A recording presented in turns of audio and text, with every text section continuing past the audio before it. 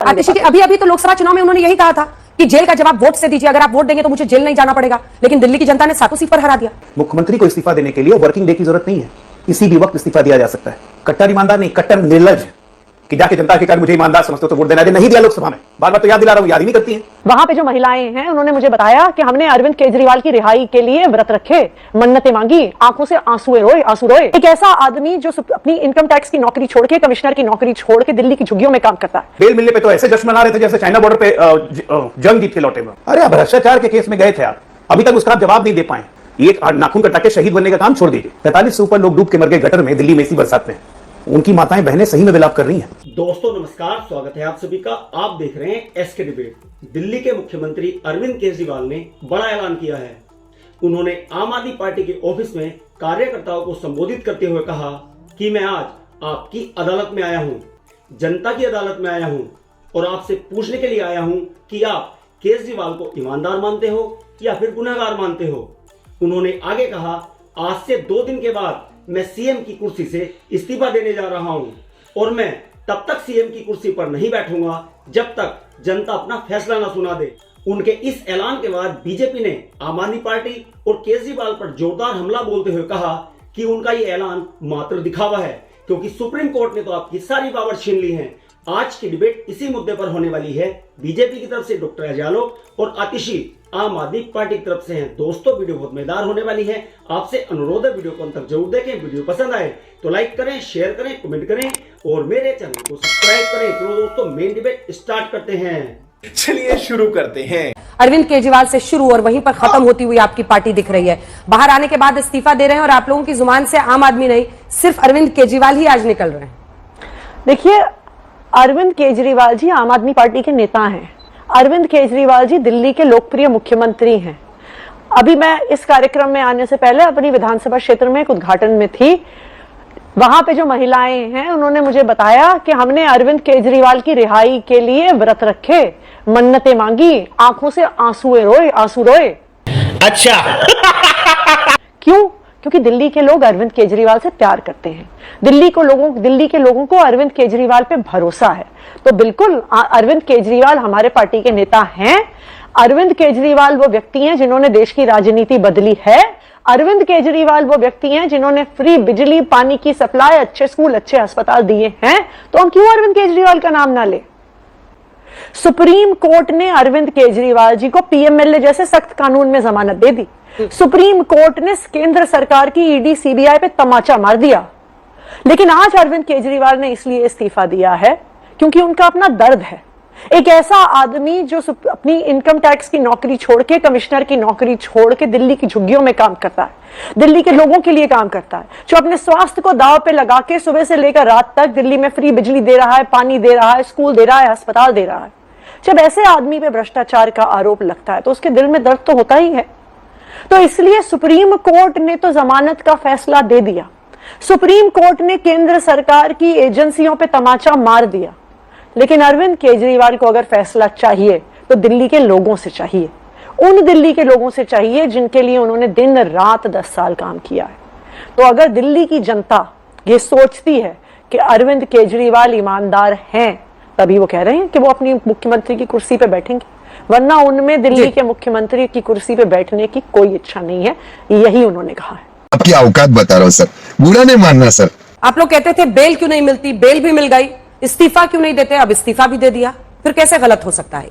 ना गलत कहां है, ये इनको स्वाभाविक आदत है उनकी। भाई 2014 में इस्तीफा दिया था। और वो इस्तीफे का इंटरव्यू, मजेदार बात है अंजना जी, बोलना नहीं चाहिए लेकिन आज तक भी चला था। आपके फॉर्मर एंकर होते थे, उन्होंने चलाया था, जिसमें खुद अरविंद केजरीवाल जी को कह रहे थे मुझे भगत सिंह की तरह दिखाना कि मेरा सैक्रिफाइस भगत सिंह से भी बढ़ के।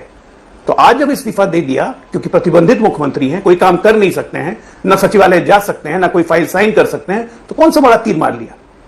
जेल से आने पे तो, बेल मिलने पे तो ऐसे जश्न मना रहे थे जैसे चाइना बॉर्डर पे जंग जीत के लौटे हुए। गजब बेइज्जती है। अरे आप भ्रष्टाचार के केस में गए थे, आप अभी तक उसका आप जवाब नहीं दे पाए। एक नाखून कटा के शहीद बनने का काम छोड़ दीजिए। ठीक कहा आतिशी जी ने कि महिलाओं ने व्रत रखे थे, आंख से आंसू निकल रहे थे। 45 से ऊपर लोग डूब के मर गए गटर में दिल्ली में इसी बरसात में। उनकी माताएं बहनें सही में विलाप कर रही हैं। क्या बढ़िया था गुरु। कि गटर में डूबने वाली स्थिति हम राष्ट्रीय राजधानी क्षेत्र में जस्ट बिकॉज की नालों की सफाई नहीं हुई। और बरसात के पहले गर्मी के दिन में पूरी दिल्ली जिस तरह से पानी के लिए हाहाकार कर रही थी, एक एक बूंद पानी के लिए, पानी माफिया आप लोग बने हुए थे, टैंकर माफिया आप लोग बने हुए थे, उन माताओं की भी आंख से आंसू नहीं सूखे। वो लोग भी बहुत व्रत कर रही हैं कि अरविंद केजरीवाल इस आम आदमी पार्टी को कैसे भगाओ। और दिल्ली के स्पीकर ये कह रहे हैं कि जेल में आत्मचिंतन किया अरविंद केजरीवाल ने, जिसके बाद वो अब इस्तीफा दे रहे हैं। हाँ, जेल में ही चिंतन करेंगे, क्या करेंगे, ठीक है, उनकी इच्छा, कहां जहां भी चिंतन करें, शीश महल में कमोड में 2.5 लाख के कमोड पे चिंतन करें, कौन मना कर रहा है भाई, मुख्यमंत्री हैं। मेरा यह कहना है कि इंडिया अगेंस्ट करप्शन का नारा देने वाली कांग्रेस को, सोनिया गांधी को भ्रष्टाचार में जेल में बंद करके 3 दिन में सारा बात निकालने वाली आम आदमी पार्टी पहली बार सरकार बनाती है कांग्रेस पार्टी के साथ मिलकर। ये तो इनका चरित्र है। हालिया मोहर अभी 2 महीना पहले लगी है लोकसभा चुनाव में, जब तक गठबंधन में लड़े थे कांग्रेस के साथ कि सातों के साथ जीतेंगे, तो मुझे वोट दे दो तो मैं जेल से मुझे नहीं जाना पड़ेगा। लोगों ने वोट नहीं दिया, जेल गए वापस। ठीक है आतिशी जी, विधानसभा भंग क्यों नहीं किया? 2 दिन बाद इस्तीफा जी, विधानसभा ये पूछ रही है बीजेपी कि 2 दिन में ये क्या करना है?